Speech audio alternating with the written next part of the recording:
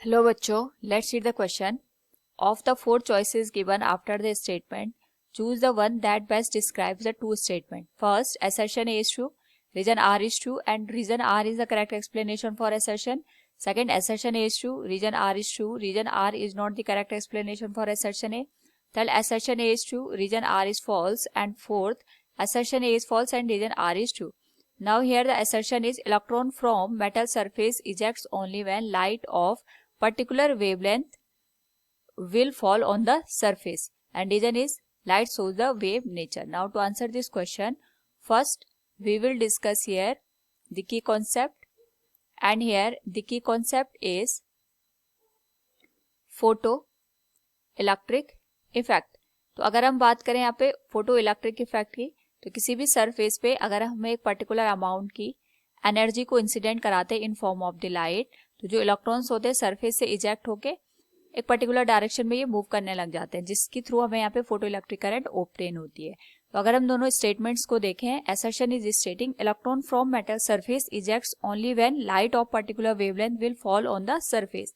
क्योंकि हमारे पास सपोज ये कोई मेटल है, इसमें डिफरेंट एटम्स होंगे और उन एटम में जो इलेक्ट्रॉन्स और न्यूक्लियस होते हैं एक दूसरे के साथ बाउंडेड होते हैं, और यहाँ पे इलेक्ट्रॉन को अगर हमें इसकी सरफेस से बाहर इजेक्ट करना है तो उसके लिए हमें कुछ ना कुछ एक्सटर्नल अमाउंट की एनर्जी की रिक्वायरमेंट होगी.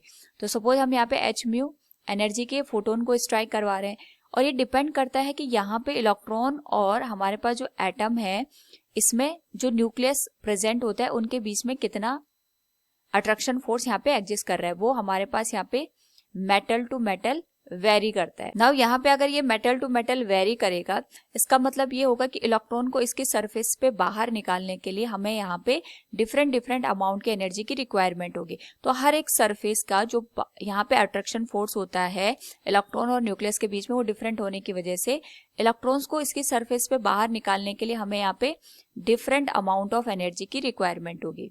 नाउ यहाँ पे क्योंकि हमें डिफरेंट अमाउंट ऑफ एनर्जी की रिक्वायरमेंट हो रही है, इसलिए हम ये कह सकते हैं कि जब तक हम यहाँ पे एक पर्टिकुलर फ्रीक्वेंसी को इंसिडेंट नहीं करवा देते तब तक इलेक्ट्रॉन अपनी सरफेस से बाहर इजेक्ट नहीं होगा.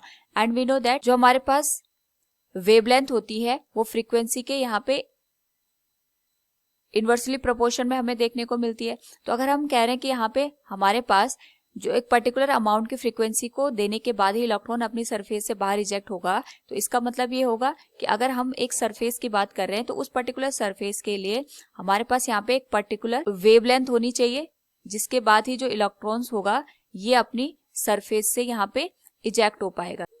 हमें एक पर्टिकुलर अमाउंट की वेवलेंथ की रिक्वायरमेंट होगी. नाउ यहाँ पे अगर हम असर्शन के पार्ट को देखें, we can say electron from metal surface ejects only when light of particular wavelength will fall on the surface. It is correct one. जब तक हम एक पर्टिकुलर अमाउंट की वेवलेंथ को नहीं देंगे, इलेक्ट्रॉन्स और न्यूक्लियस के बीच का जो अट्रैक्शन फोर्स है वो हमारे पास यहाँ पे ब्रेक नहीं हो पाएगा. तो ये मेटल टू मेटल वेरी करता है, so it is correct one.